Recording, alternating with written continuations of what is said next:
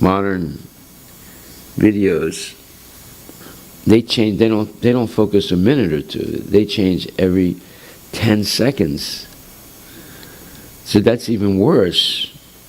And that trains a person watching it not to be able to focus. And then the time of focus goes down from 1 minute or 2 minutes down to 10 seconds or 5 seconds.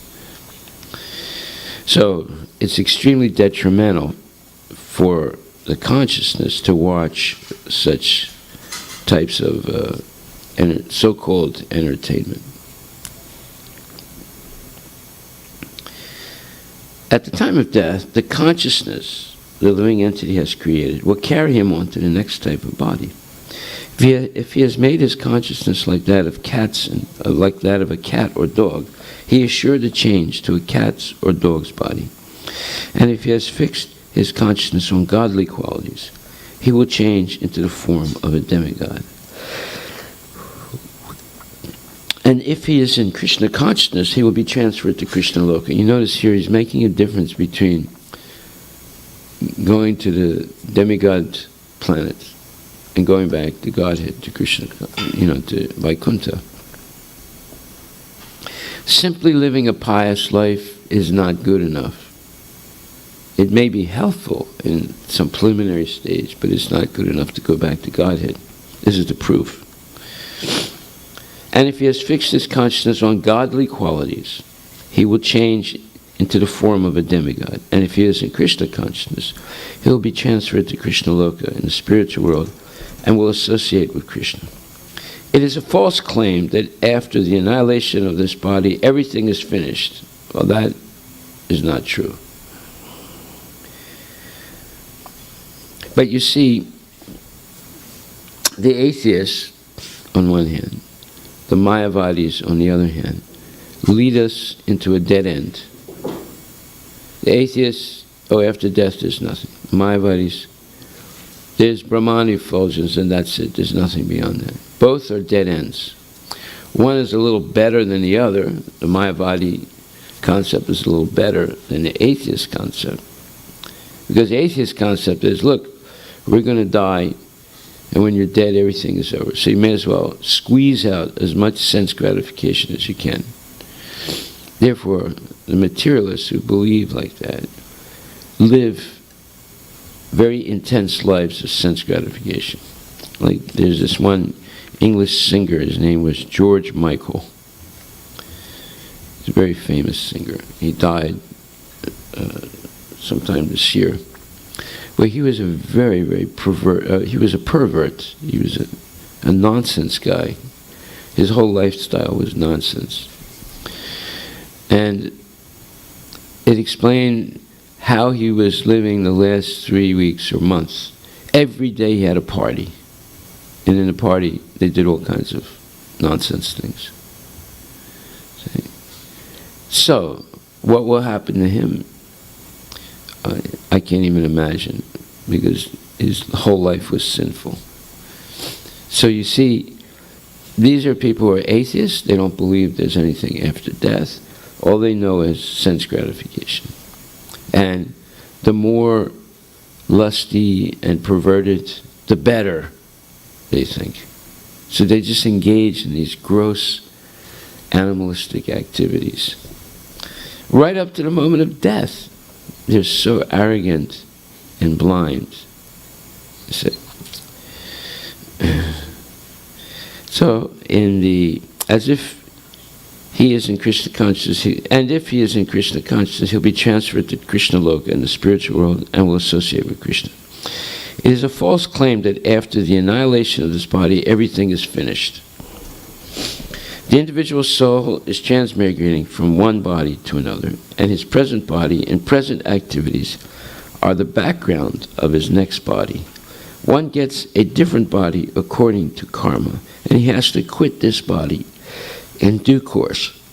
It is stated here that the subtle body, which carries the conception of the next body, develops another body in the next life. This process of transmigrating from one body to another and struggling while in the body is called karsati, or struggle for existence. Well, we are transmigrating from one body to another. In this life, even. We go from Dehinosminyata Dehi Kumaran Yuvanam Jana Tata Dehantara Praptir Diras Tachanamuyate. Just like from boyhood to youth to old age, and then eventually death, one is changing the body. So we're already transmigrating in this life. And Prabhupada says, since every living entity is an individual soul, each is changing his body every moment, manifesting sometimes as a child, sometimes as a youth, and sometimes as an old man. Yet, the same spirit soul is there and does not undergo any change. This is second chapter, 13th verse in the purport. So we went from 15.8 to 2.13. Yet the same spirit soul is there and does not undergo any change.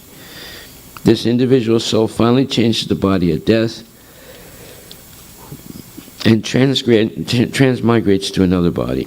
And since it is sure to have another body in the next birth, either material or spiritual, there is no cause for lamentation by Arjuna on account of death, neither for Bhisma nor for Drona, for whom he was so much concerned. Rather, he should rejoice for their changing bodies from old to new ones, thereby rejuvenating their energy. Such changes of body account for varieties of enjoyment or suffering, according to one's work in life. So Bhisma and Drona, being noble souls, were surely going to have spiritual bodies in the next life, or at least life in heavenly bodies, for superior enjoyment of material existence. You see, the demigod body is for superior enjoyment in material existence. It's not necessarily a guarantee that one will go back to Godhead if one attains the body of a demigod. It's very easy to be duped, D-U-P-E-D, fooled into thinking that that level of sense gratification is actually spiritual. Any man who has perfect knowledge of the constitution of the individual soul, the supersoul, and nature, both material and spiritual, is called a dhira, or a most sober man. Such a man is never deluded by the changes of body. So one who is dhira, very sober, knows that the purpose of life is to attain love for Krishna. So he doesn't waste his time on frivolous activities.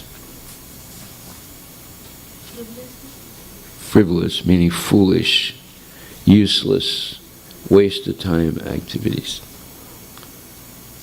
The Mayavadi theory of oneness of the spirit soul cannot be entertained on the ground that the spirit soul cannot be cut into pieces as a fragmental portion. Such cutting into different individual souls would make the Supreme cleavable or changeable, against the principle of the Supreme Souls being unchangeable. So this is a condemnation of the Mayavadi theory again.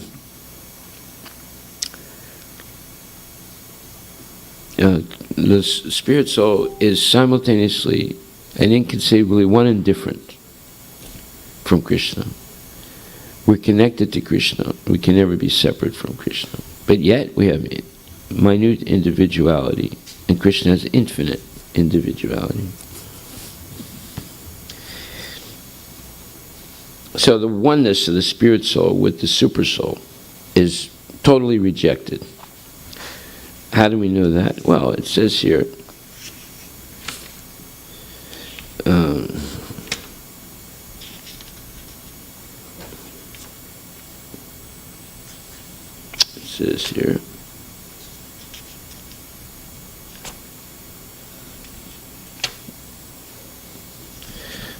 Nainam chindanti sastrani, nainam dahati pavakaha, dachayanam kadayantya punasasayati maruta. The soul can never be cut to pieces by any weapon, nor burned by fire, nor moistened by water, nor withered by the wind. So, it can never be separated from Krishna.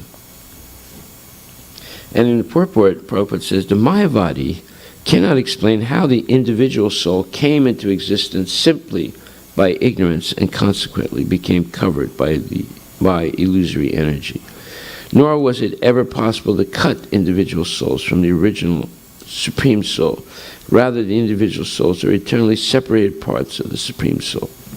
Because they are atomic individual souls, eternally sanatana, they are prone to be covered by the illusory energy because of our smallness. This is second chapter, verse 23, in the purport.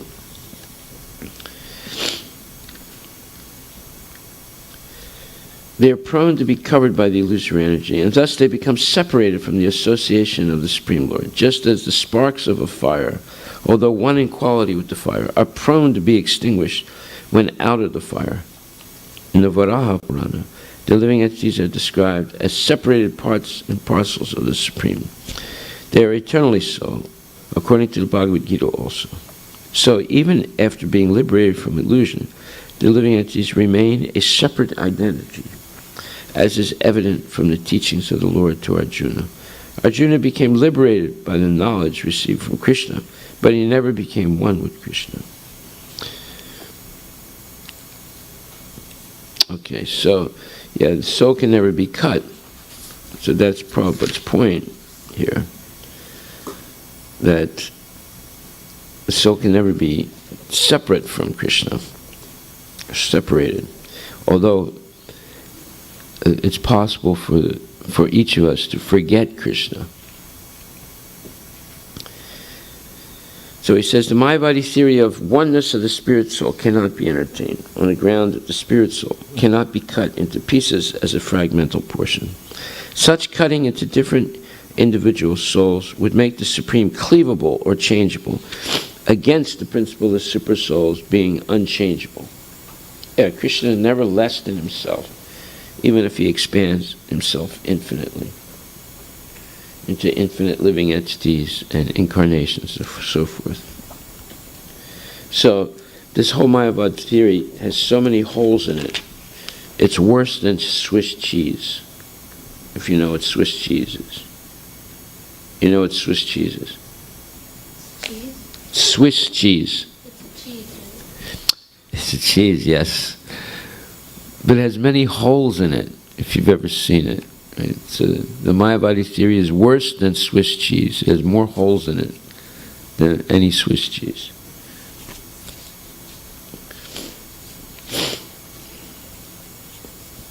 As confirmed in the Gita, the fragmental portion of the Supreme exists. The fragmental portions of the Supreme exist eternally, sanatana, and are called kshara. That is, they have a tendency to fall down into material nature. They have a tendency to fall down. These fragmental portions are eternally so, and even after liberation, the individual soul remains the same, fragmental. But once liberated, he lives an eternal life in bliss and knowledge with the personality of Godhead. The theory of reflection can be applied to the super soul, who is present in each and every individual body and is known as the Paramatma.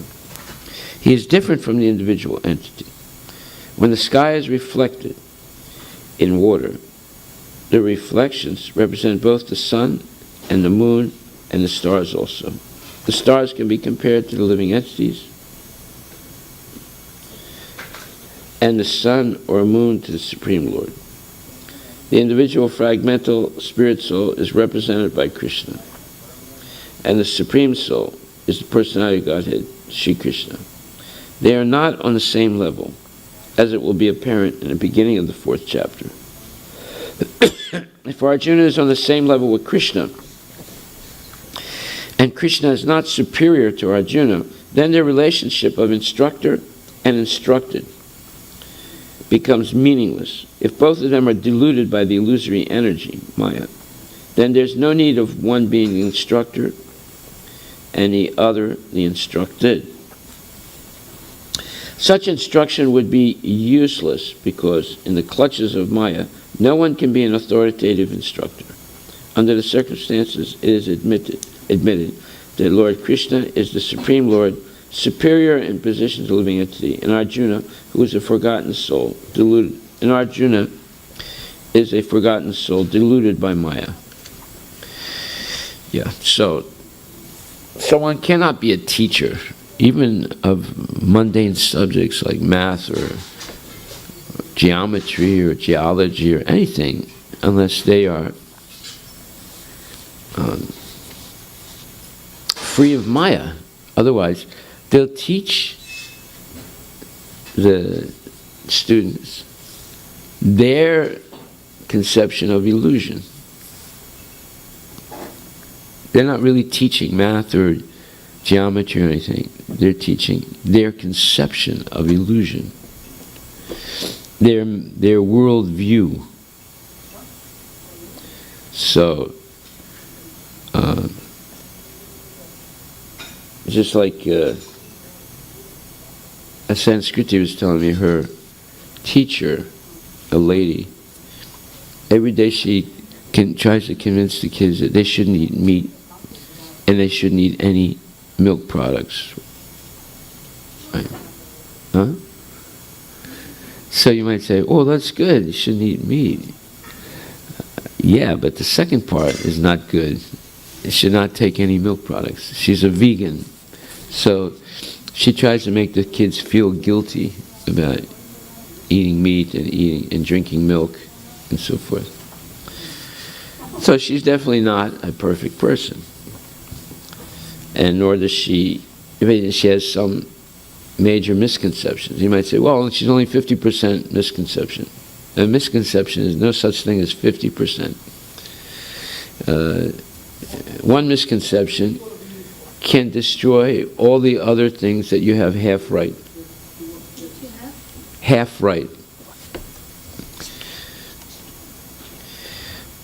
So the instructor, if the instructor is deluded by the illusory energy of Maya, there's no need of one being the instructor and the other being instructed. Such instruction would be useless, because in the clutches of Maya, no one can be an authoritative instructor. Under the circumstances, it is admitted that Lord Krishna is the Supreme Lord, superior in position to the living entity.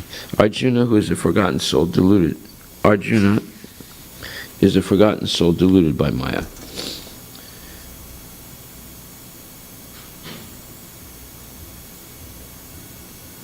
Okay, so then coming back, that was second chapter, verse 13 in the purport. So if we come back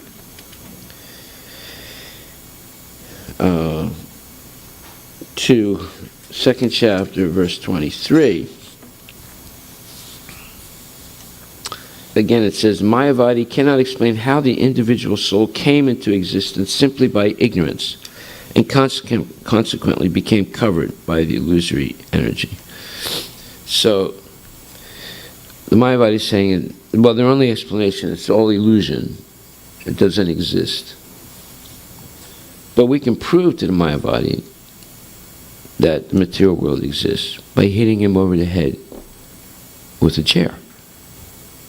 And if he says, ouch, that hurt, you can say, that's only an illusion. But you don't have a right to hit me. I didn't hit you. It was an illusion. So, you see, it wouldn't go very far. And then I would say, well, I feel like hitting you again because it's all an illusion. He said, no, you can't. That means it's not an illusion. If he says, no, you can't. Or I'll call the police or whatever.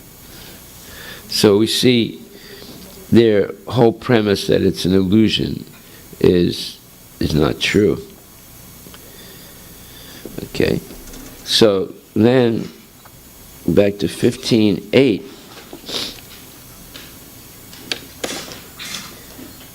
It is a false claim that after the annihilation of this body, everything is finished. The individual soul is transmigrating from one body to another, and his present body and present activities are the background of his next body. Once gets a different body according to karma, and he has to quit this body in due course. It is stated here that the subtle body which carries the conception of the next body develops another body in the next life. This process of transmigrating from one body to another and struggling while in the body is called karsati, or the struggle for existence. So that is a big term, the struggle for existence.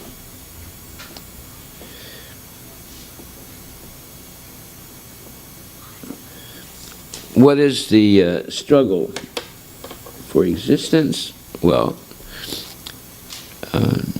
it's just like, let's say you have some grains that you're keeping in the cupboard, right? And all of a sudden, you notice that there are worms in it, and then the worms turn into these flies. Right? You've seen those flies? No? You've seen those flies? You've seen the worms? Yeah, but they turn into flies. Yeah. So, there's competition for your grains. And then, if there are other animals that can get into your kitchen, like squirrels and chipmunks, they're thieves. They'll come in and they'll eat your grains. They're hungry. See? And rats also. So there's competition. This is part of the struggle of life. It's this type of competition. And then besides that, one is struggling with lust, anger, greed. And one gets into difficult emotional and physically threatening situations with neighbors, family members, with thieves and gangsters and so forth. So there's a constant struggle for existence. And it says the process of transmigrating from one body to another and struggling while in the body is called karsati, or the struggle for existence. Shotram chaksu sparsanam cha rasanam grahanam evacha adistaya manaschayam vishayan upasevate. 15.9. The living entity, thus taking another gross body, obtains a certain type of ear, eye, tongue, nose, and sense of touch, which are grouped about the mind. He thus enjoys a particular set of sense objects. So, yeah, the pig gets a certain type of eye, ear, nose, and so forth. So, therefore, if you offer the pig a sweet ball, he'll not eat it. He'll say, ugh, I don't like that. But if you offer him some fresh stool, he'll eat it. Because his eyes, ears, nose, tongue, and skin is adapted to eating stool, not sweet balls. And it's all grouped around the mind.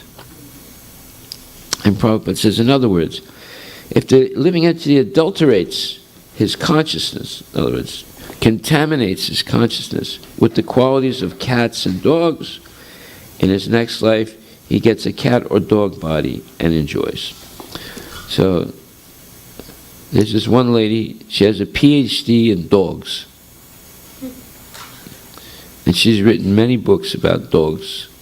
You know, she's an expert in dog kata. Yeah. So her whole life is studying dogs. And what do you think will happen to her? She'll become a dog. Because she's meditating all the time on dogs. So, if the living entity adulterates his consciousness with the qualities of cats and dogs, in his next life he gets a cat or dog body and enjoys. Enjoys what? Enjoys eating stool and urine? Enjoys living in filthy places. Right? Consciousness is originally pure, like water. Now, when Prabhupada says that, he says that in other places too. That means that we were originally with Krishna.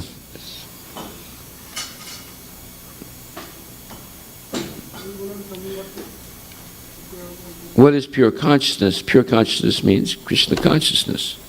So it says, consciousness is originally pure like water, but if we mix water with certain color, it changes. Similarly, consciousness is pure, for the spirit soul is pure, but consciousness is changed according to the association of the material qualities. That's the point. The association of material qualities. Sattva, Rajas, and Tamas. And this is explained in the 9th chapter very nicely, where it says, Ichaiva sattvika bhava rajasas tamasaschaye mata evetitan vidi natvaham te satemai chibir gunamayer bhaver evi sarvamidam jagat mohitam nabijananti mam ebyam param avyayam. I'm sorry, this is 7th chapter, verse 9 and 10. No, it's not. Okay, verse 12 and 13. Yes, 7, 12, 13. 7th chapter, 12 and 13. Yechaiva sattvika bhava. Krishna says to Arjuna, know that all states of being, be they of goodness, passion, or ignorance, are manifested by my energy. I am in one sense everything, but I am independent. So, he already said that Maya dakshina pakriti surite sacharacharam. I am everything, but yet I am aloof from everything. So that is the philosophy Lord Chaitanya taught, but that's Krishna's philosophy. Achintya Beda Abeda Tattva. That the Supreme Absolute Truth is simultaneously and inconceivably one and different. So, he says here, Yechaiva sattvika bhava rajasas tamasas chaye. Know that all states of being, be they of goodness, passion, or ignorance, are manifested by my energy. I am in one sense everything, but I am independent. I am not under the modes of material nature, for they, on the contrary, are within me. So Krishna creates the modes of material nature, but he's not subject to them. He controls them, but he's not affected by them. All material activities, Prabhupada explains, in the world are being conducted under the 3 modes of material nature. Now this, we should understand this. This is something we have to understand. When we're not Krishna consciousness, or when we're not Krishna conscious, the modes of material nature are acting on us. We don't even know it. We're so blind. Although these material modes of nature are emanations from the Supreme Lord, Krishna, he is not subject to them. For instance, under the state laws, one may be punished, but the king, the lawmaker, is not subject to that law. Similarly, all the modes of material nature, goodness, passion, and ignorance, are emanations from the Supreme Lord, Krishna. But Krishna is not subject to material nature. So, previously, there was a principle that the king can do no wrong. In other words, you can't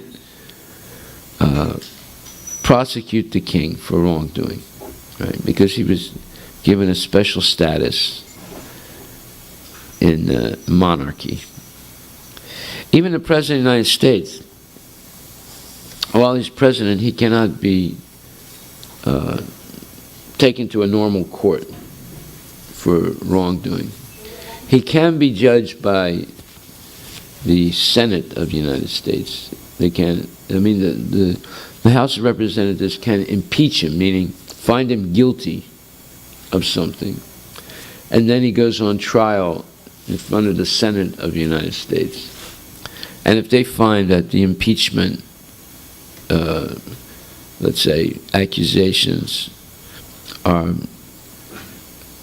up to the threshold of a serious breach of his constitutional mandate, because the powers of the president are defined in the Constitution of the United States, and if he violates them, then he can be taken out of office.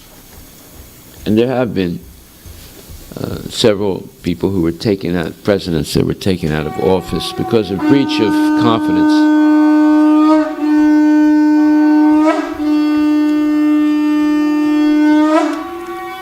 Okay, we'll continue after the opening of the deities.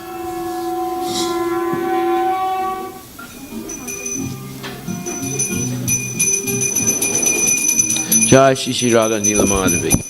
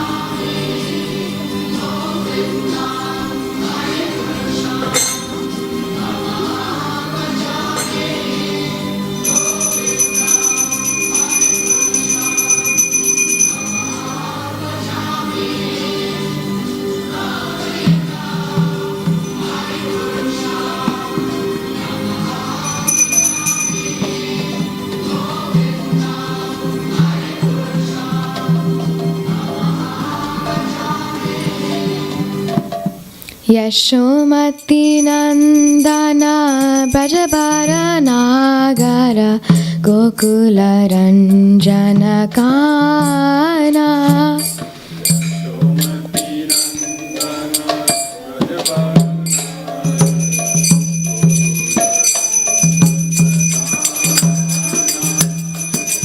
Gopi Paranadana Madana Manohara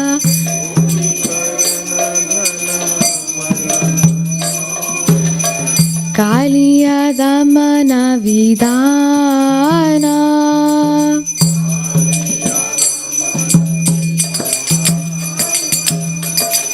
Amala Harina Mamiya Vilasa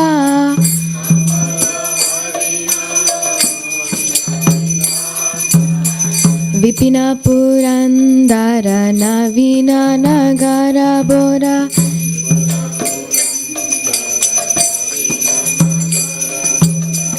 Bansi Badana Suvasa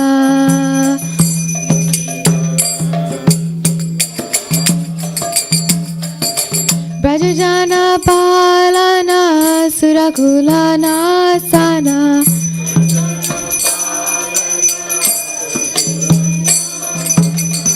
Nanda Godana Rakuvala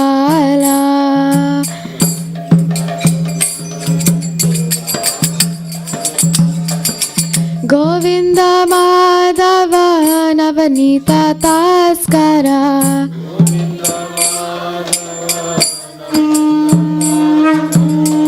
Sundara Nanda Gopala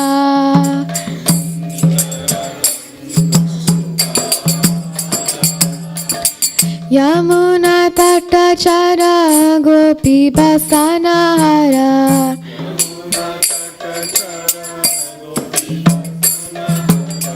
Rasa Rasika Kripa Moya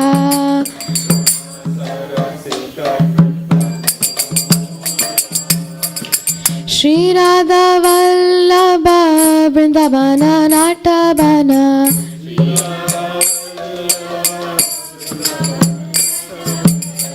Bhakti Vinodashaya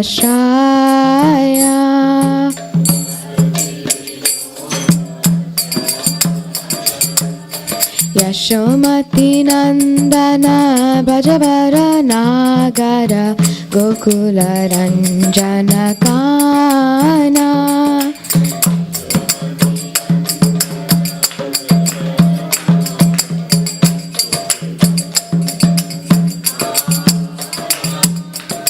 Gopi Paranadana Madana Manohara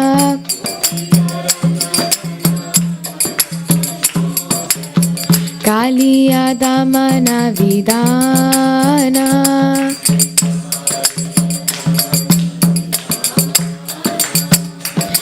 Jayo Radha Nila Madhav Radha Nila Madhav Radhe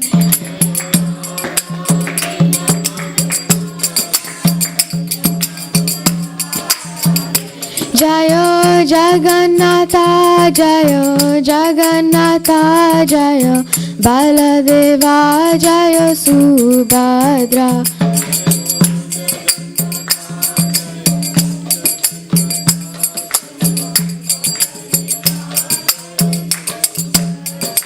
Jayo Sitaram Jayo Sitaram Jayo Sitaram Jayo Lakshman Hanuman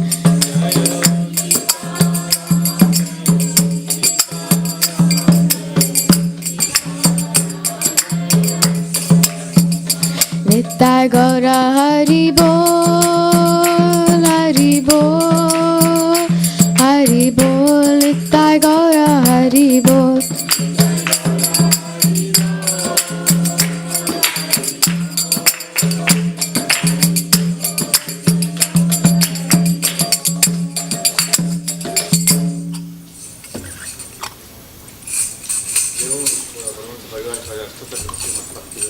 महाराज प्रभुपाद की एवं विष्णुपाद परमहंस परिवार का अष्टोत्तर श्रीमद् भक्ति सिद्धांत सरस्वती गोस्वामी महाराज प्रभुपाद की अनंत कोटि वैष्णव की श्री रामाचार्य से अरदास ठाकुर प्रेम से गाओ श्री कृष्ण चैतन्य प्रभु नित्यानंद श्री अद्वैत गदाधर श्रीवासादि गौरव भक्त की श्री श्री राधा माधव की वृंदावन धाम की मायापुरी धाम की जगन्नाथपुरी धाम की गंगा माई की यमुना माई की तुलसी देवी की भक्ति देवी की श्री हरिनाम संकीर्तन की व्रत मृदंग की सामवेद भक्त all Gurus assembled devotees, all Gurus assembled devotees, all Gurus assembled devotees, all Gurus Sri Guru and Garang, all Gurus Srila Prabhupada ki jai.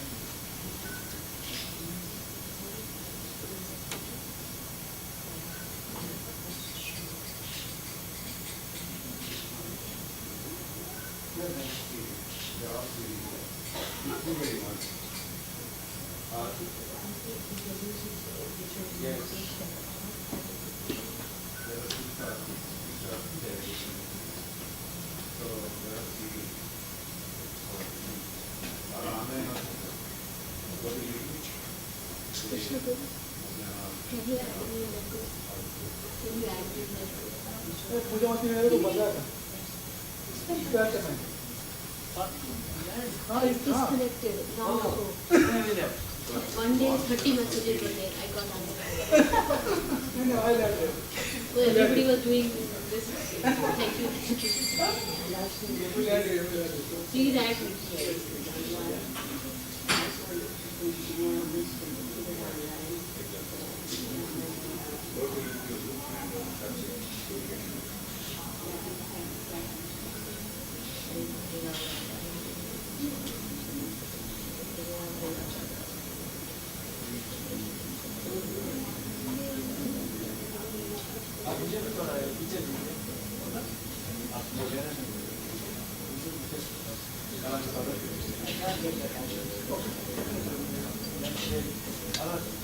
WhatsApp is getting, that's it.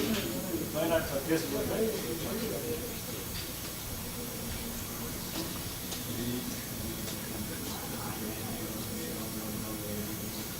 How much I do, I can't, never get it. I mean,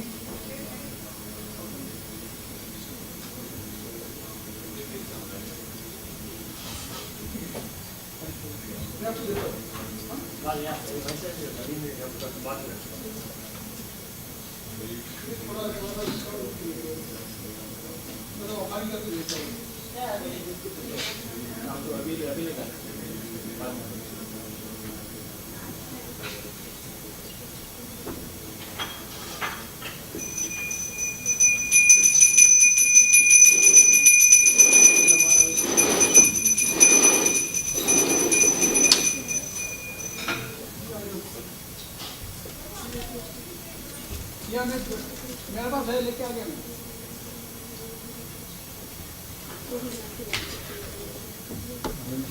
Yeah. And you know,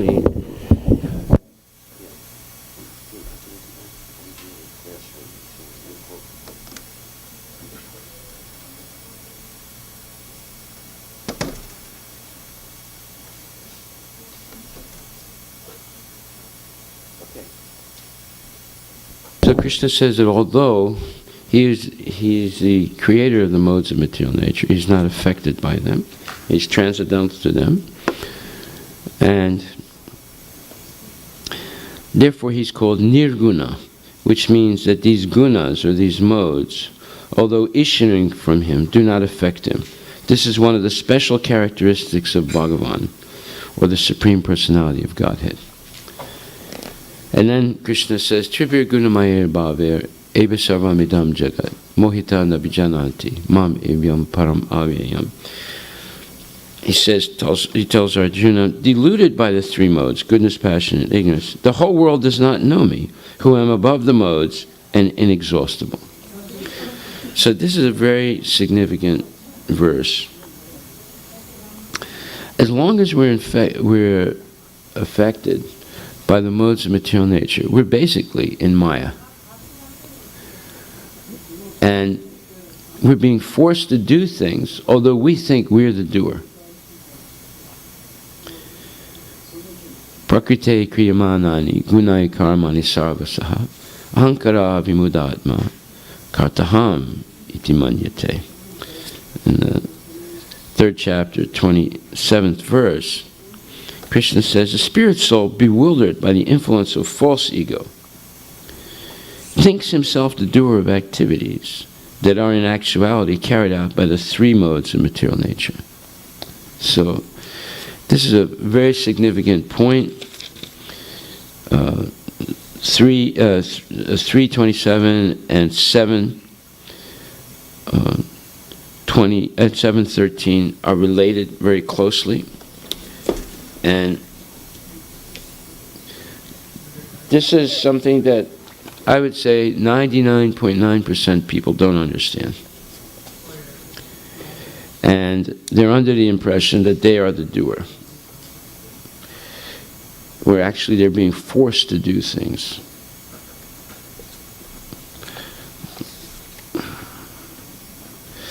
And if you try and explain this to people, most people would not agree with you. So that's nonsense. You know, I'm the doer. Yeah, I go to the toilet when I want to go to the toilet. I eat when I want to eat. But every time you eat, after that you're forced to go to the toilet. So how can you say he's the doer? And he's forced to eat. So it's a funny thing that people think that I am the doer. The only thing people do is either choose to serve Krishna or choose not to serve Krishna. That's when they're doing something. The rest of the time, they're being forced to do. When you choose to serve Krishna, then Krishna protects you, as long as you continue choosing to serve Krishna. If you choose not to serve Krishna, the modes of material nature take over. And you're being forced to do things. And rightly so, just like when you're engaged in spiritual life, there are fast days. Every day you have to chant, you have to wake up early, you have to do this, you have to do that. That's all to keep us from being influenced by the modes of material nature. As long as we perform all those spiritual duties, the modes of material nature and their influence in our life is diminished. Not necessarily completely gone. They're only completely gone when one is engaged full-time in Krishna consciousness. Mam chayo vibicharini, bhakti yogena sevate, saganam samatityaitan, brahma bhuyaya kalpate. 14th chapter, 26th verse? No, let's see. Yeah, 26th verse.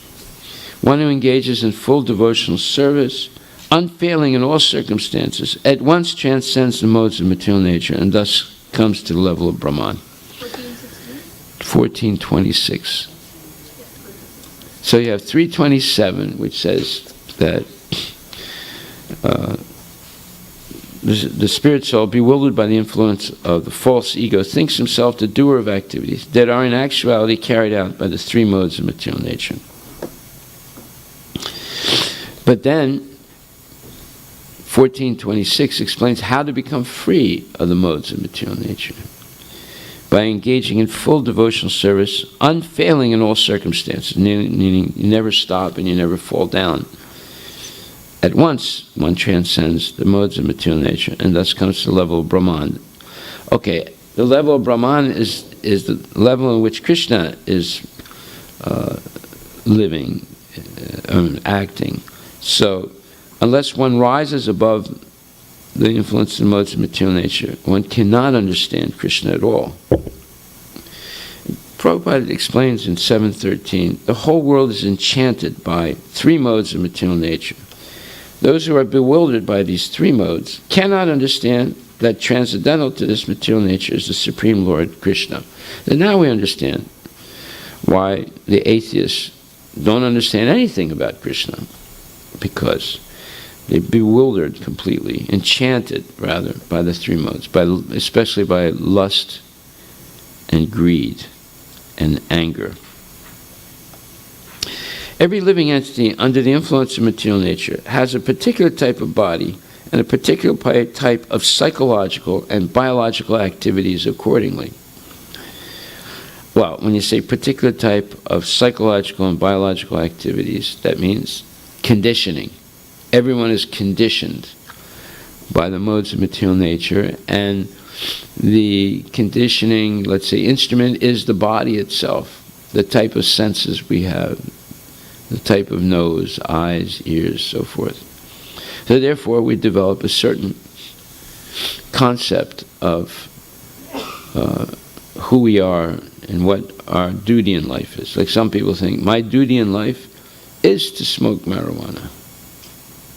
Another person's duty in life is to go to work every day, right? But actually, those are not primary duties. Those are secondary at the most. The primary duty is, my real duty is to become Krishna conscious. But as long as we're influenced by the modes of material nature, we develop a certain psychological and biological activities. There are four classes of men functioning in the three material modes of nature. Those who are purely in the mode of goodness are called brahmanas. Those who are purely in the mode of passion are called kshatriyas. Those who are in the modes of both passion and ignorance are called vaishyas. And those who are completely in ignorance are called sudras. And those who are less than that are animals or animal life. However, these designations are not permanent, thank God. In other words, they're fluctuating. If they were permanent, then we'd be in big trouble. But we can advance from ignorance to goodness and then jump from goodness to transcendental goodness. It's possible for the human beings. Not possible for the animals, but it's possible for the human beings. I may either be a brahmana, kshatriya, vaishya, or whatever. In any case, this life is temporary. But although life is temporary, and we do not know what we are going to be in the next life, by the spell of this illusory energy, we consider ourselves in terms of this bodily conception of life. And we thus think that we are American, Indian, Russian, or Brahmana, Hindu, Muslim, etc. And if we become entangled with the modes of material nature, then we forget the Supreme Personality of Godhead, who is behind all of these modes. So Lord Krishna says that living entities deluded by these three modes of nature do not understand that behind the material background is the Supreme Personality of Godhead. There are many different kinds of living entities, human beings, demigods, animals, etc. And each and every one of them is under the influence of material nature, and all of them have forgotten the transcendent personality of Godhead.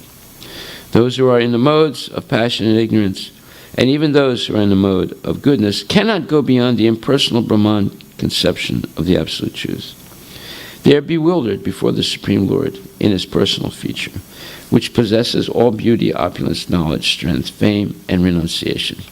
When even those who are in goodness cannot understand, what hope is there for those in passion and ignorance? Krishna consciousness is transcendental to all these three modes of material nature, and those who are truly established in Krishna consciousness are actually liberated. So, then again, Krishna explains in the 16th chapter of Bhagavad Gita, he says,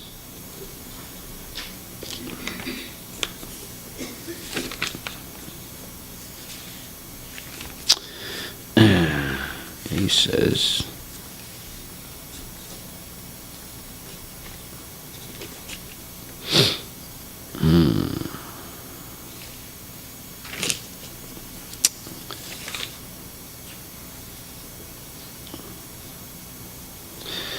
says, Yasastras vidim utshidya vartate kamakarata.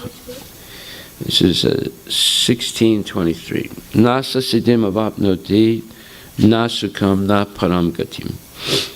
He or she who discards meaning doesn't pay attention to scriptural injunctions and acts according to his or her own whims, attains neither perfection nor happiness nor the supreme destination.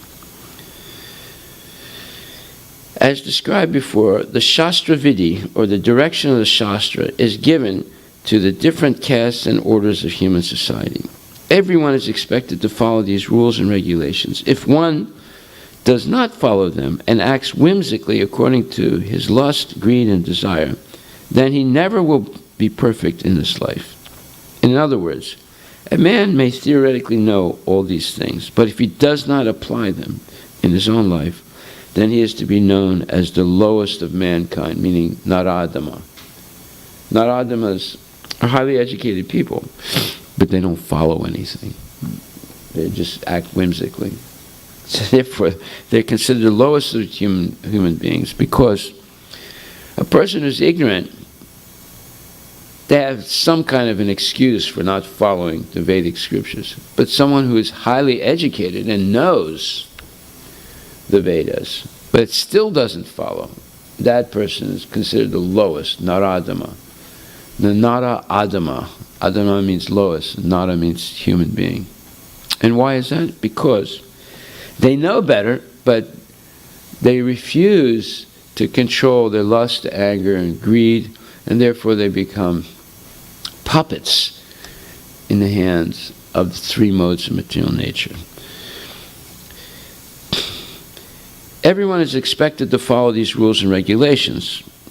If one does not follow them and acts whimsically according to his lust, greed, and desire, then he never will be perfect in this life. In other words, a man may theoretically know all these things, but if he does not apply them in his own life, then he is to be known as the lowest of mankind.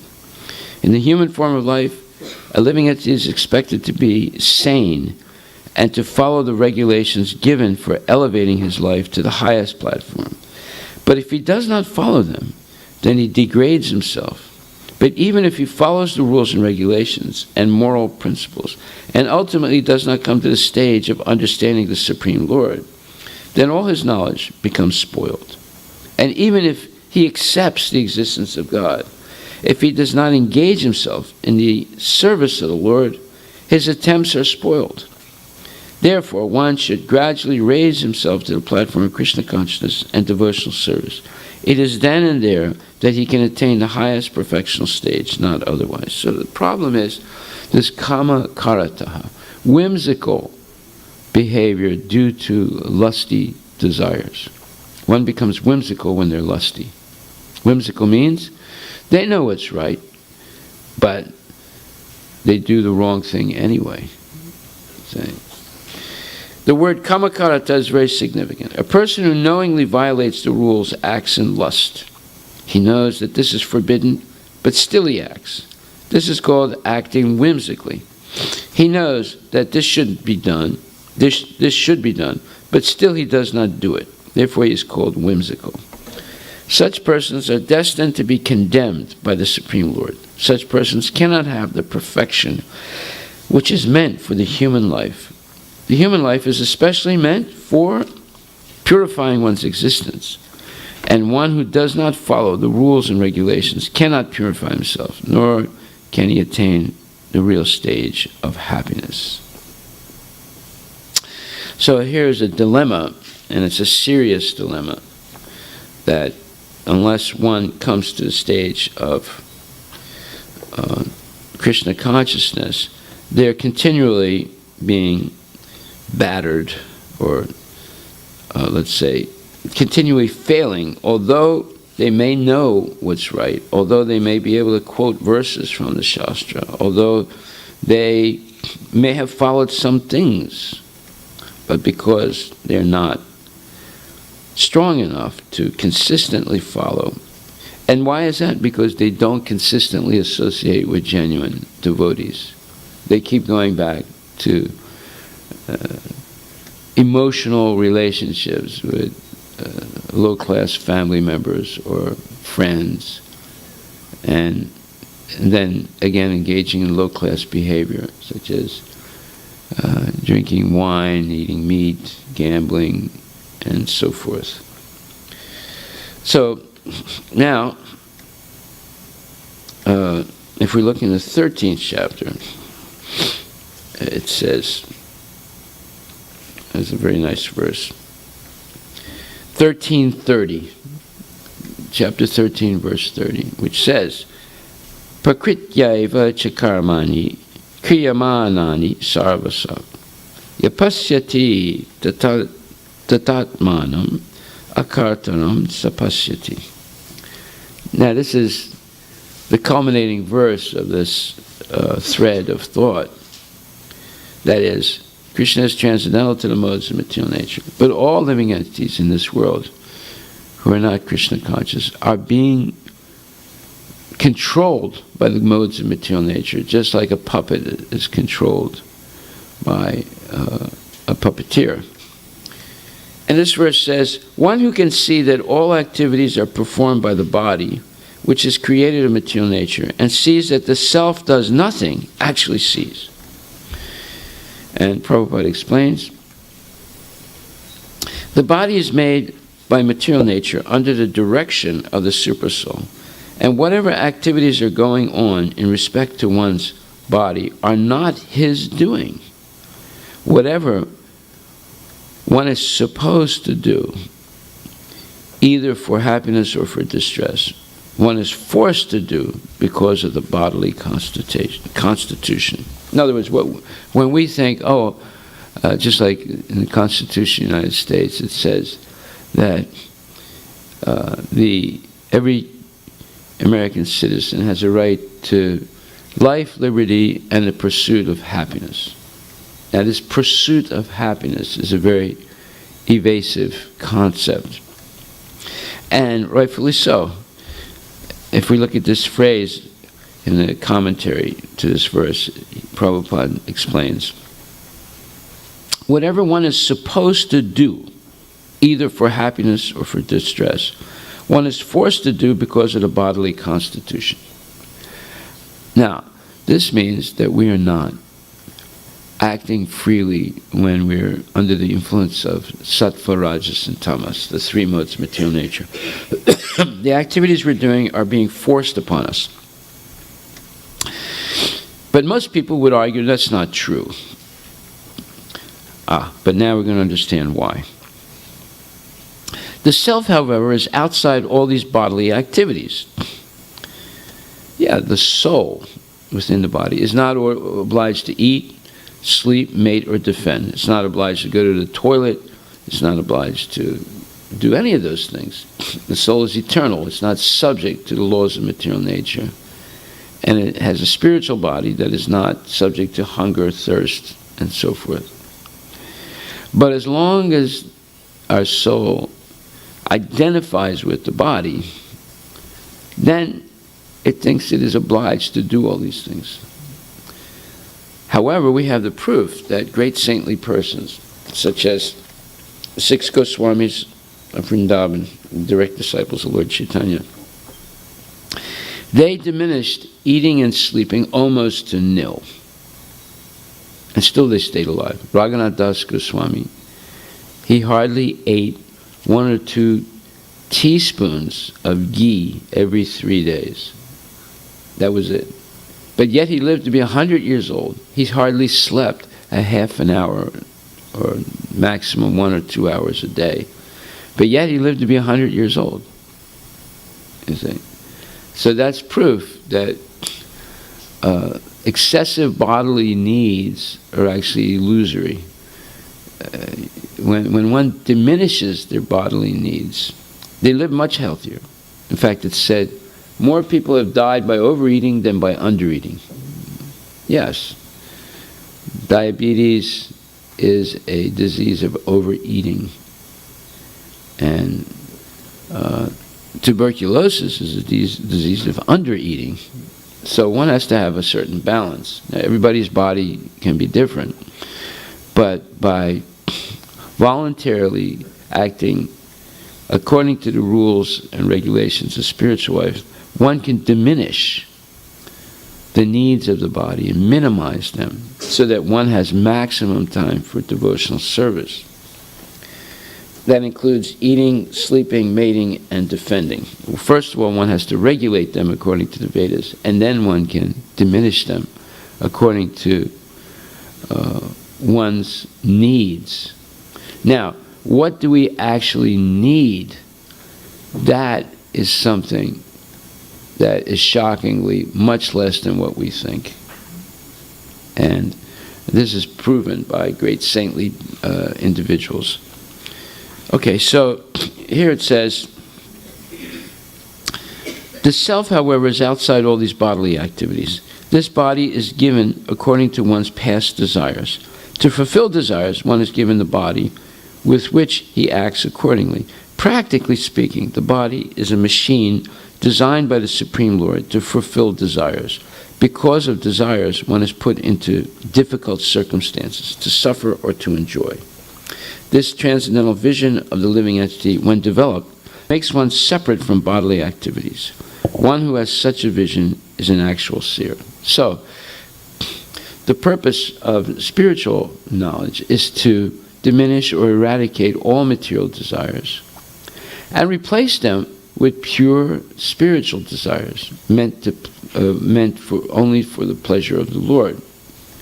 Then one diminishes their bodily needs naturally and increases their energetic activities to please the Lord. Now, the source of energy in this body is the soul, and the soul engaged in sense gratification gradually withers away, becomes weaker and weaker until they die.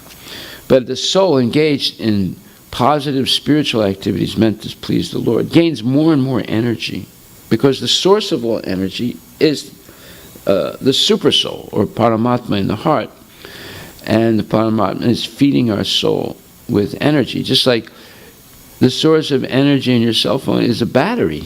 Take the battery out, it doesn't work, even though everything else works. But it won't work because it doesn't have a source of energy. And the source of energy in the body seems to be the heart, but it's only, that's the material organ. The heart is functioning only because of the presence of the soul and the super soul in the heart. Therefore, Krishna explains that in this body there are two souls, the super soul and our individual soul. Super soul meaning Krishna, who's the overseer and the permitter of whatever we do. So, therefore, it says, when a sensible man ceases to see different identities due to different material bodies, and he sees how beings are expanded everywhere, he attains to the Brahman conception. So, when we stop seeing a person as the material body, but see even theoretically that inside the body there is an individual soul, and that is the real person, then we see that there are souls everywhere, in the body of the microbe, in the body of the ant, in the body of the elephant, in the body of the saint, in the body of the sinner. And accompanying the living entities is the super soul, or Paramatma. And this is explained in 13th chapter 22, Upadasthana mantra cha Varta Bhokta Maheshwara Paramatmiti Chapyukte Tehesmin Purushak Para. Yet in this body there is another, a transcendental enjoyer, who is the Lord, the supreme proprietor, who exists as the overseer and permitter, and who is known as the super soul. So this is the source of the energy in the body. All energy is coming from Krishna. He is the energetic, and we are the energy of the Lord. So energetic, just like, for example, Puja sound power is the energetic. They're producing energy and sending it out so that our lights work, the heater works, everything works. And these things, like lights and things like that, they're energetic. The energy flows through them and produces light or produces heat. Now, the source of all energy in the universe is Krishna. And from him is coming the Brahma Jyoti, this spiritual effulgence. And that Brahma Jyoti is being reflected off of the sun and entering into the material world. Therefore, the source of all energy in the material world is the sun and the sunshine and the electromagnetic waves coming from the sun. It's like if you're in outer space, you don't actually, well, I've never been in outer space, so I can't tell you, but my understanding is outer space is filled with the electromagnetic waves coming from the sun. And they're coming into the atmosphere of the earth and penetrating and coming and being captured by plants through photosynthesis. And then the plants get compacted and they become either gas, oil, or coal. And then we burn the gas, the oil, and the coal, and it produces energy to run factories, to run cars, to run electrical plants that produce, that distribute the energy through wires to, whatever. And your cell phones also works by electromagnetic waves, which all originally come from the sun. So this is all being done by Krishna. He's the background. Just like I don't see everybody in the Puget Sound electric plant. And there are a lot of people there. There are electricians, there's CEOs, there's CFOs, and so forth. There's presidents, vice presidents. And they're running that whole organization and producing power that we need. So in the same way, I don't see the background of the sun and all those electromagnetic waves coming infinitely from the sun. But there is a background. There is Surya, the demigod of the sun, and behind Surya there is Krishna, the Supreme Personality of Godhead.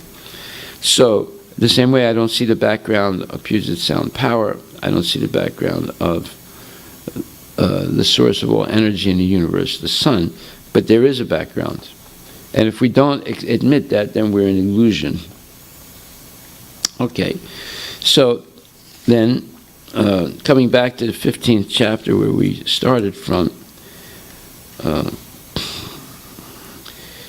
it says, the foolish cannot understand how a living entity can quit his body. This is 15:10. How a living entity can quit his body, nor can they understand what sort of body he enjoys under the spell of the modes of nature. But one whose eyes are trained in knowledge can see all this. So, this is called Jnana Chaksus, seeing through the eyes of Vedic knowledge. If you see with the raw eye, you'll be deceived. Like if I look at the sun with my raw eye, and I shouldn't look too much because I'll go blind, but I could think the sun or the moon is like a little disk in the sky. But it's not a little disk. The sun is many, many times bigger than the earth, and so is the moon. Therefore, my seeing with the raw eye has to be corrected by someone who has knowledge. But even people like astronomers and so forth, they don't really see perfectly either because they have imperfect senses, just like I do. Therefore, the best seeing is becoming Shastra Chaksus, seeing through the eyes of the Vedic Shruti or Vedic Shastra. The word Jnana Chaksus is very significant. Without knowledge, one cannot understand how a living entity leaves his present body, nor what form of body he is going to take in the next life, nor even why he is living in a particular type of body. This requires a great amount of knowledge understood from Bhagavad Gita and similar literatures heard from a bona fide spiritual master. One who is trained to perceive all these things is fortunate. Every living entity is quitting his body under certain circumstances.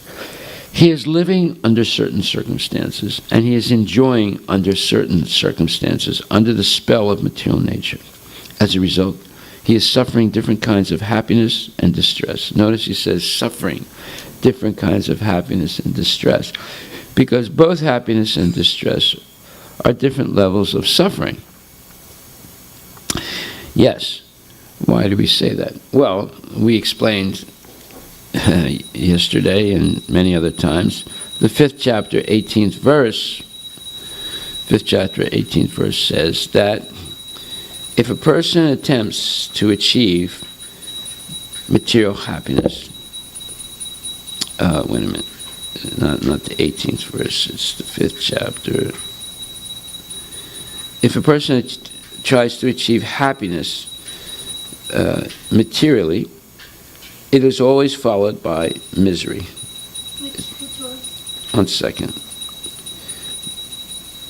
And that's a law of nature, just like the law of gravity. 1 second. Yeah. 15th chapter, 22nd verse. 5th chapter, 22nd verse. Yehi samsparsata boga dukkha yonaya evacha adi antavanta konteya nate suramante buddha.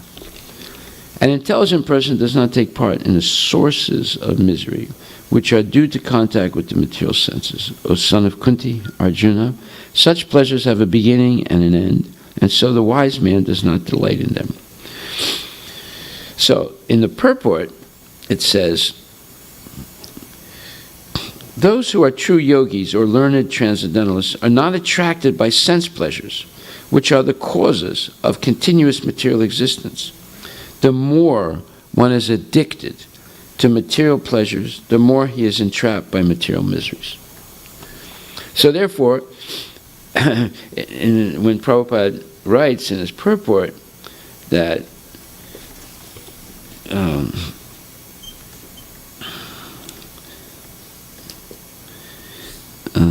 he says, as a result, he is suffering different kinds of happiness and distress. Now that seems to be an oxymoron, or an apparent juxtaposition of two opposite meaning thoughts or words. That is, how can you be suffering happiness?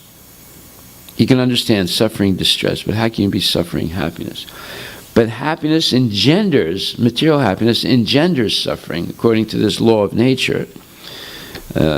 explained in the 5th chapter, 22nd verse, the more one is addicted to material pleasures, the more he is entrapped by material miseries. Yes.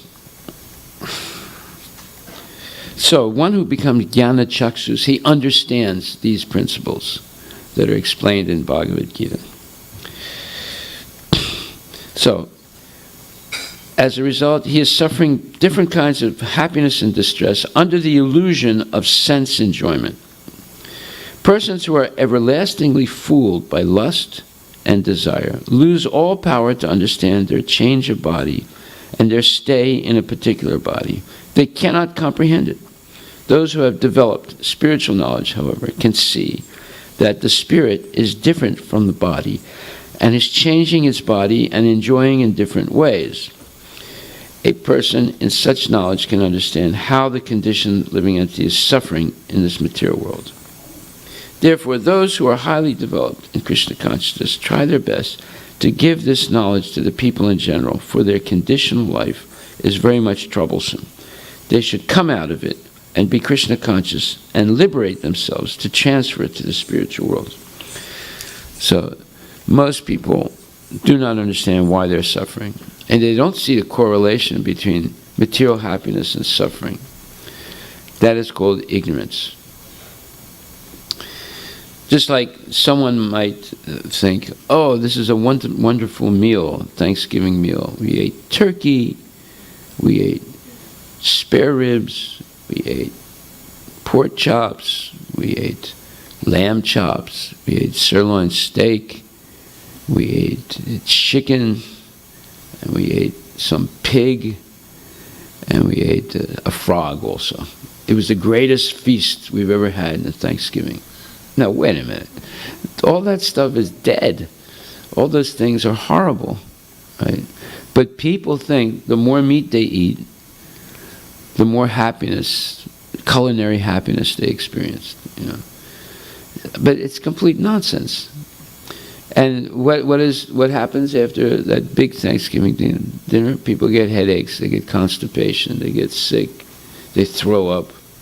You know, just like a person thinks, oh, I'm going to have a very good time tonight. I'm going to drink 8 bottles of beer and 5 shots of whiskey, and I'll top it all off with some cognac and marijuana, right? At the end of the night, they're throwing up, they're sick, and they have to be taken to the hospital to get their stomach pumped out, right? So, what kind of happiness was that, right? It's all nonsense, but people accept nonsense as true sense, and that is their ignorance. So those who have developed spiritual knowledge, however, can see that the spirit is different from the body and is changing its body and enjoying in different ways. A person of such knowledge can understand how the conditioned living entity is suffering in this material existence. Therefore, those who are highly developed in Krishna consciousness try their best to give this knowledge to the people in general, for their conditional life is very much troublesome. They should come out of it and be Krishna conscious and liberate themselves to transfer it to the spiritual world. Okay, so now we went through a whole bunch of verses that are all related in different chapters of Bhagavad Gita. Jai Shri Radha Nilamadava Ki Jai Nama Om Vishnu Padaya Krishna Prasthaya Bhuti Vishimati Bhakti Vedanta Swami Nitinamni Namaste Saraswati Devi Guruvani Pacharani Nirvisesha Sanyani Paskati Vesatani Srila Prabhupada Ki Jai. The endeavoring transcendentalists who are situated in self-realization can see all this clearly. But those whose minds are not developed and who are not situated in self-realization cannot see what is taking place, though they may try. So this is the dilemma of 99.9% of the people in this world. They just don't see things correctly. They're looking at it, but they can't understand it because they're not jnana or shastra chaksus. The only way you can understand life correctly is to see it through the prism of spiritual knowledge, especially the Bhagavad Gita. So here it says, there are many transcendentalists on the path of spiritual self-realization, But one who is not situated in self-realization cannot see how things are changing in the body of the living entity. The word yogina is significant in this verse. In the present day, there are many so-called yogis, and there are many so-called associations of yogis, but they are actually blind in the matter of self-realization. They are simply addicted to some sort of gymnastic exercise and are satisfied if the body is well built and healthy. They have no other information. They are called yatanto pi akritat manaha. Even though they are endeavoring in a so-called yoga system, they are not self-realized. Such people cannot understand the process of the transmigration of the soul. Only those who are actually in the yoga system and have realized the self, the world, and the Supreme Lord, in other words, the bhakti yogis, those engaged in pure devotional service in Krishna consciousness, they can understand how things are taking place. Okay, so coming back now to the original point, was the metaphysical question, what is real? What is really real? What is matter? What is spirit? Is there gross matter and subtle matter? Is there something beyond subtle matter? So these are called metaphysical questions. Profound questions about the nature of existence and reality. So we discussed some of that. And it all began with the 6 stages of life. There's birth, there's growth, there's maintaining life, there's giving off byproducts, there's deteriorating, and there's death.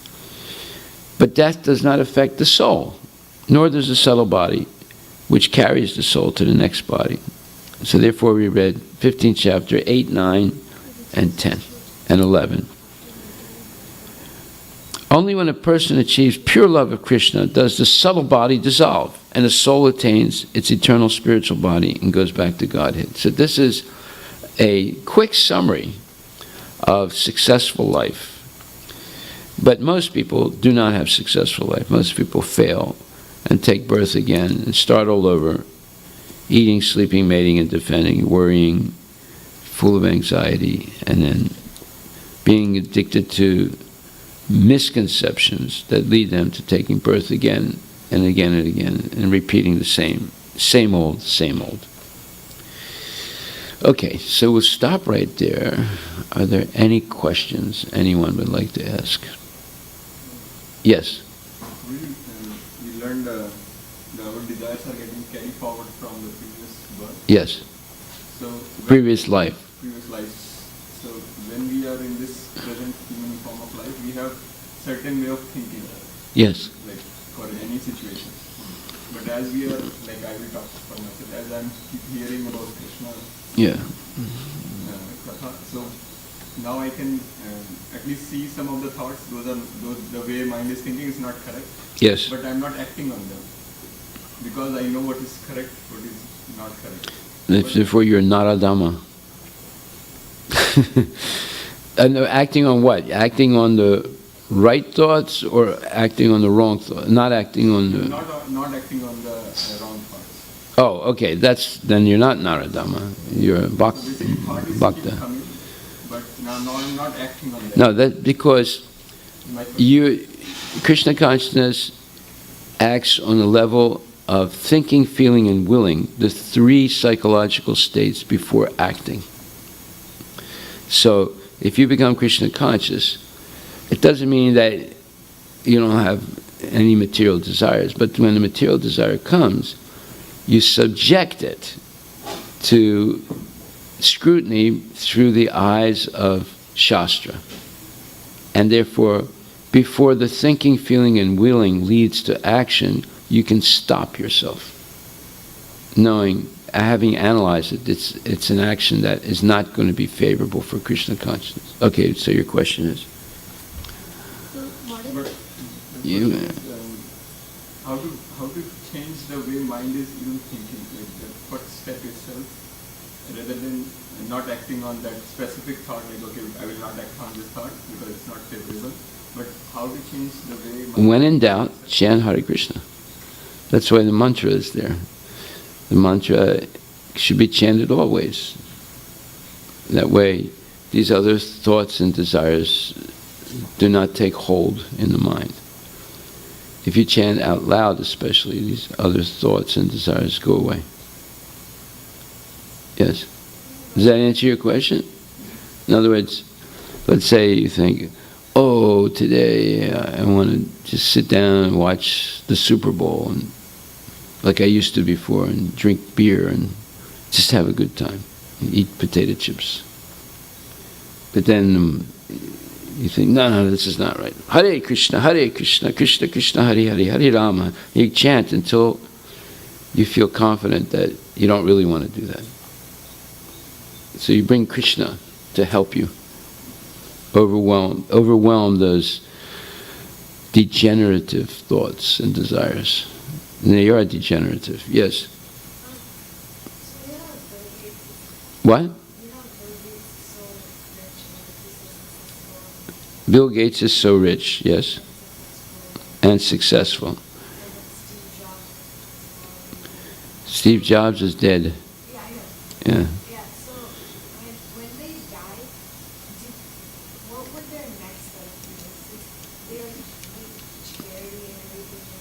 Steve Jobs did not do much charity. No. Gates does a lot of charity, yeah. If he is not too sinful, he'll get some kind of a demigod body. He's not going to go back to Godhead.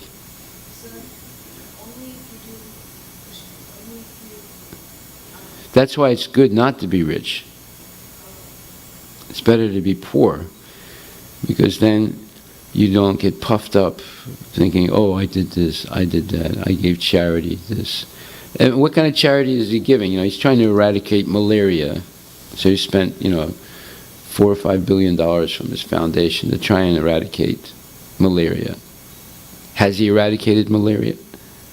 No, maybe he diminished it a little bit, but it hasn't been eradicated. In Africa. And, well, third world countries. Maybe India also. Yeah. Yeah, you can look it up. You can look it up on the internet. It's there. Huh?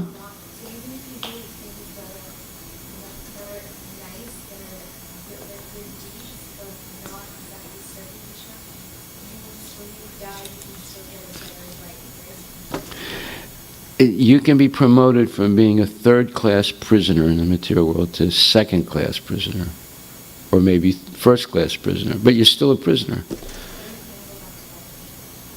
No, because going back to Godhead, you have to have genuine love for Krishna, right? Just like, let's say, let's take you for example, right? Can you go knock on the door of Bill Gates' house in Medina and be let in? No, why not? Huh? Because he didn't invite you in. Well, it's the same with the spiritual world. You're not going to be invited in unless you're a pure lover of Krishna. Now, let's say you did something really, really exceptional, and Bill Gates recognizes you. Then he would invite you in, right? But the same with Krishna. He's not going to let anybody into the spiritual world unless they have that pure qualification of pure love and devotion. And he explains this in the Bhagavad Gita. He says that mat karma kriyan mat paramo mat bhakta sangavarjita nirvairak sarvabhutesu yasamam eti pandava. My dear Arjuna, 11th chapter, 55th verse. He who engages in my pure devotional service, free from the contamination of fruitive activities and mental speculation, he who works for me, who makes me the supreme goal of his life, and who is friendly to every living entity, he certainly comes to me. So if you follow this verse, 11:55, you can go back to Godhead. 11th chapter, 55th verse. And in the purport, Prabhupada says, anyone who wants to approach the supreme of all the personalities of Godhead on the Krishna Loka planet in the spiritual sky and be intimately connected with the Supreme Personality of Godhead, Krishna, must take this formula as stated by the Supreme Himself. Therefore, this verse is considered to be the essence of Bhagavad Gita. The Bhagavad Gita is a book directed to the conditioned souls who are engaged in the material world with the purpose of lording it over nature and who do not know of the real spiritual life. The Bhagavad Gita is meant to show how one can understand his spiritual existence and his eternal relationship with the Supreme Spiritual Personality, and to teach one how to go back home, back to Godhead. Now, here is the verse which clearly explains the process by which one can attain success in his spiritual activity, devotional service. There you go. Right? Answers your question. You want to see Krishna? 11:55. You want to see Bill Gates? Go work for Microsoft and make a lot of money for Microsoft, then he might come and see you. But this is different. You develop genuine love for Krishna by following this process, then you can go back to God. All right? Any other questions? See how all the answers are in the Bhagavad Gita? This one book, all the answers are there to any question you may have. Unless you say, oh, what's going to happen on the stock market Monday? No, that question is not answered in Bhagavad Gita. Actually, it is. It may go up or it may go down. But no. But any question concerning the meaning of life, the metaphysical questions, the nature of existence, all that is explained in Bhagavad Gita. Yes? So is it just like when we learn the lesson and if we develop genuine love for Krishna and we go to yoga, we never come back. But in the current material life, when we are following the path of bhakti yoga, why we again and again stumble? Lust, kama esa, krodha esa, rajaguna, samudbhava, mahasana mahapapmo, vidi enam iha vairinam. This eternal enemy of the soul is called lust. Kama. And when lust is frustrated, krodha, anger. Do you ever get angry? Huh? So that means you have lust. And that's called nitya vairinam, the worst enemy, the eternal enemy of man and women. It is lust only, Arjuna, which is born of contact with the material mode of passion and later transformed into anger, and which is the all-devouring sinful enemy of this world. So how many times do you get angry in a day? At least once. So, there you go. You have lust. And not only you, everybody. It's the eternal enemy. And then it says, listen, Dume nahi avrite vahnir, yato darso malena cha, yato ben avrito garbas, tata tenidam avritam. As fire is covered by smoke, as a mirror is covered by dust, or as the embryo is covered by the womb, the living entity is similarly covered by different degrees of this lust. Avritam jnanam etena, jnanino nityavardinam. Kama rupena konteya, dusparena nalena cha. Thus the wise living entity's pure consciousness becomes covered by his eternal enemy in the form of lust, which is never satisfied and which burns like fire. The more fuel you feed the fire, the more it burns. If you starve the fire of fuel, then it goes out eventually. Indriyani mano buddhir asya distanam uchyate.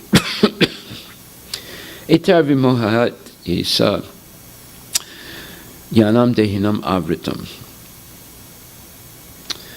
Jnanam avrita dehinam.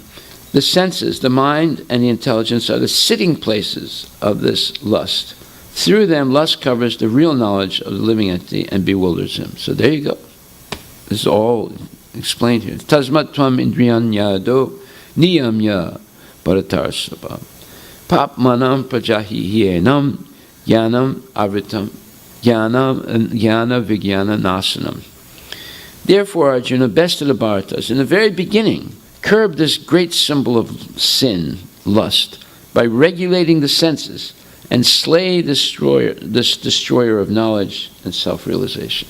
So lust destroys knowledge and self-realization. So you have to curb lust by following strictly the regulative principles of devotional service. Okay? Answer your question, lust, L-U-S-T, the all-devouring enemy. And lust means excessive material desires, excessive. So, when your family members say, come back to Delhi, we'll give you this apartment. It's worth, 4 crores. They're trying to feed your lust and greed.